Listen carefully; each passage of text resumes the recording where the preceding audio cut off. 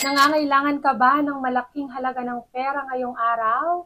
At online loan application na nagbibigay ng mataas na credit limit?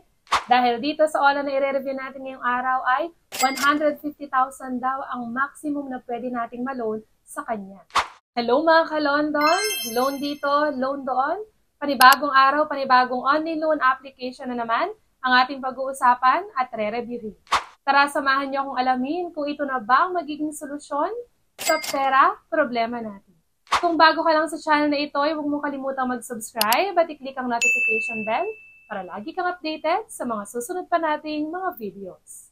Yes, up to 150,000 pesos nga daw ang maximum na pwede nating ma-loan dito sa OLA na i-review natin ngayong araw. At ito pa nga ang good news. Dito sa review natin, isang reviewhan lang, 2 po ang offer na ibinigay sa atin. Kung magkano ang binigay na offer sa atin is yan ang alamin natin dito sa review natin ngayong araw. At syempre, lagi nga tayo naghahanap ng mga legit na online loan application dahil nga once na tayo nagigipit, isa sa mga nilalapitan natin ngayon ay ang mga OLA. And para nga masabi nating legit, ano nga yung mga chinecheck natin, yung mga viewers natin dyan na palaging nanonood at nakatutok is alam na yan. Una, yung ating credit limit, kung magkano yung binibigay, lalo na sa mga first-time users. Siyempre, yung isa pa dyan ay yung magkano ba ang mababawas, may interest ba yan, at service fees, at siyempre, yung kanyang loan term. At kung isa ka nga sa mga madalas nagtatry pero laging nare-reject sa mga online loan application, naku, dito sa ating channel, baka ikaw naman ang susunod na manalong maswerteng makareceive ng ating GCash giveaway. Ano nga lang bang dapat mong gawin? I-like lang ating video, huwag kalimutang mag-comment sa comment section dahil dyan ko chinecheck kung sino ba yung maswerteng mapipili. Nagkakaroon ka na ng idea sa mga online loan application and at the same time, may chance ka pang manalo. Kaya ano pang hinihintay mo? I-like na ang ating video at mag-comment na sa comment section. At balik na nga agad tayo sa i-review nating OLA. Ito ay walang iba kundi si Caring Loan, Peso Loan Online. At sana nga is mabigyan tayo ng care na itong si Caring Loan, lalong-lalo na pag tayo ay nagigipit. Si Caring Loan ay kasalukuyan ngayong mayroong 4.8 na ratings, napakataas niyan. Pero syempre, hindi pa rin talaga assurance yan para masabi natin na legit ang isang online loan application. Dito nga ay pwede kang mag-loan basta ikaw ay 18 years old and above at isang Filipino citizen.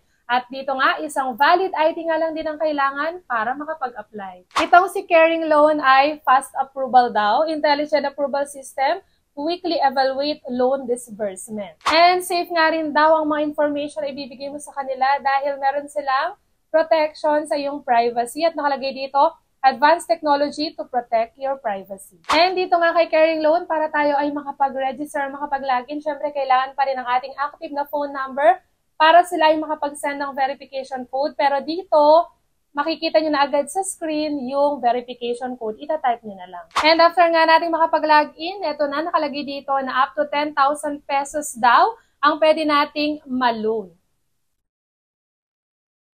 Ito ay mayroong 180 days na loan term at mayroong 0.05% per day na daily interest. And kung mapapansin nyo nga dito, meron siyang dalawang ino-offer.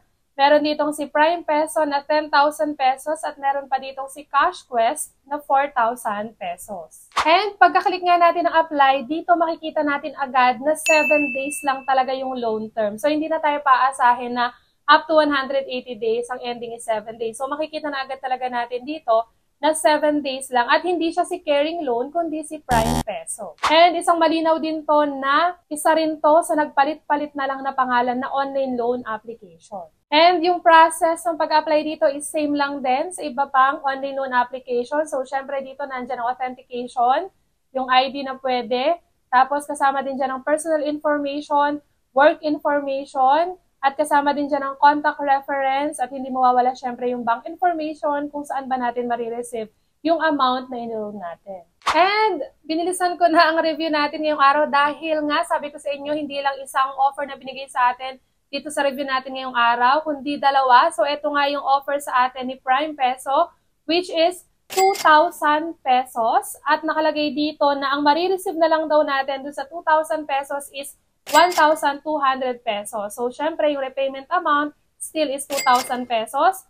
Meron siyang processing fee na 667 pesos. total interest fee na 13 pesos at meron pa siyang risk control service fee na 120 pesos. At kagaya nga ng sinabi ko sa inyo kanina, 7 days pa lang is kailangan na nating bayaran yung 2,000 pesos. At again, hindi na ito si Caring Loan, kundi si Prime Peso.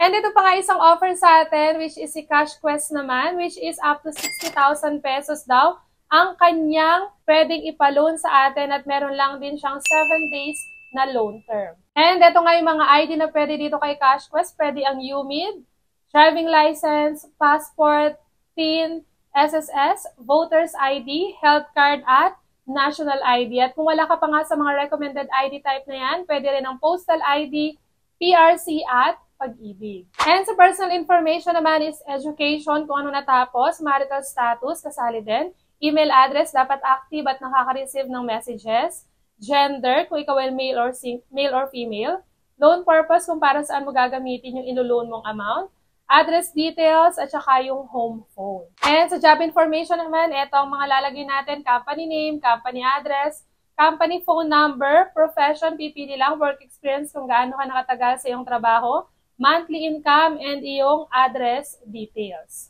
And kailangan nga din natin makapagbigay dito ng 3 contacts para sa ating emergency contact or contact reference.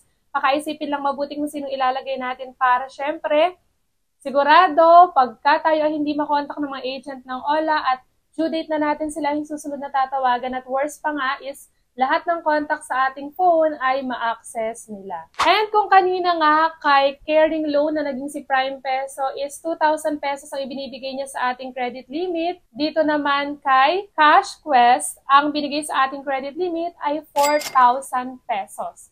Meaning mas mataas ay binigay sa ating credit limit netong si Cash Quest. So dito nga makikita mo na agad din na 7 days lang ang kanyang loan term. So, alam na agad natin na 7 days lang at hindi 180 days. And meron daw siyang 0.5% na interest rate. And doon nga sa 4,000 pesos, magkano ba ang marireceive na lang natin? So, ang marireceive na lang nating amount is 2,400 pesos. So, saan kaya mapupunta yung 1,600 pesos na ibinawas sa credit limit natin? So, ang repayment amount natin is 4,000 pesos pa rin. Processing fee is 1,334 pesos. Ang kanyang total interest fee is 26 pesos. Risk control service fee ay 240 pesos. So, doon pa mapupunta yung 1,600 pesos na nabawas sa ating loan amount na 4,000 pesos. At ito nga, ang kabuang review natin ngayong araw. Sabi ko nga sa inyo kanina, 2 ibinigay sa ating offer. So, nasa sa inyo na kung aling offer ang inyong a-applyan. At kung okay kayo sa offer na yan, nasa sa inyo pa rin ang desisyon kung itutuloy nyo pa ba ang paglo-loan. Ang purpose lang ng ating review ay bigyan kayo ng idea kung magkano ibibigay na credit limit, magkano mababawas na interest at service fee, at saka syempre yung kanyang loan term. And ang malinaw lang sa ating review, etong mga online loan application na ito ay pang 7 days lang talaga. At siguradong etong si Caring Loan ay isa lang sa mga online loan application na nagpalit-palit lang din ng pangalan. At ito nga pala ay hindi available sa Google Play Store. Ito lamang ay available sa App Store at mga iPhone users lamang po ang pwedeng makapag-download. At kung gusto mo nga ng instant Gcash giveaway, i-like lang ang ating video.